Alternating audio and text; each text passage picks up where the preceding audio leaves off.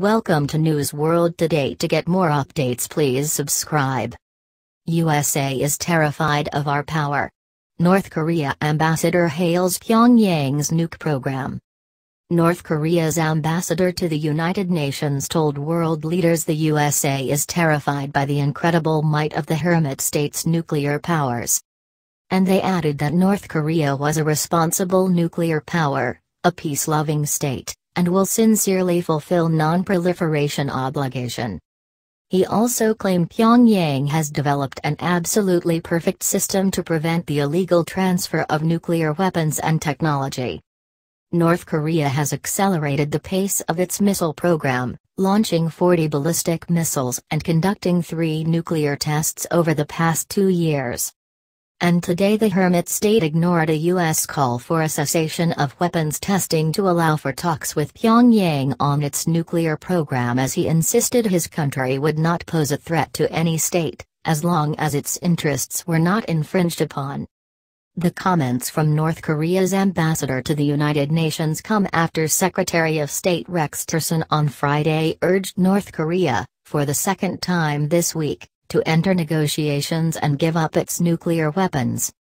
Speaking at the United Nations Security Council in a session called for foreign ministers, Tillerson said the United States asks that any talks be preceded by a sustained cessation of North Korea's threatening behavior. He added, North Korea must turn its way back to the table.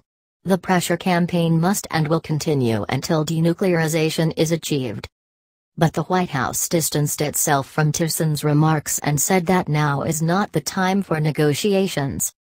North Korea has made clear it has little interest in negotiations with Donald Trump and his military chiefs until Kim Jong-un has developed the ability to hit the U.S. mainland with a nuclear-tipped missile. And Ya Song-nam made no mention of Tillerson's call in his speech to the session, which he called a desperate measure plotted by the U.S. being terrified by the incredible might of our republic that has successfully achieved the great historic cause of completing the state nuclear force.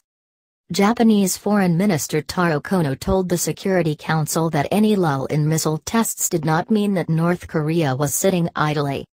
He said, the latest launch was conducted 75 days after North Korea's provocations in September.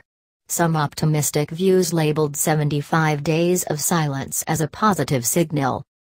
However, the missile launch in November made it clear that North Korea was continuing to relentlessly develop its nuclear and missile programs even while they were seemingly silent. Tillerson also urged China and Russia on Friday to increase pressure on North Korea by going beyond the implementation of UN sanctions, which have been ratcheted up since 2006.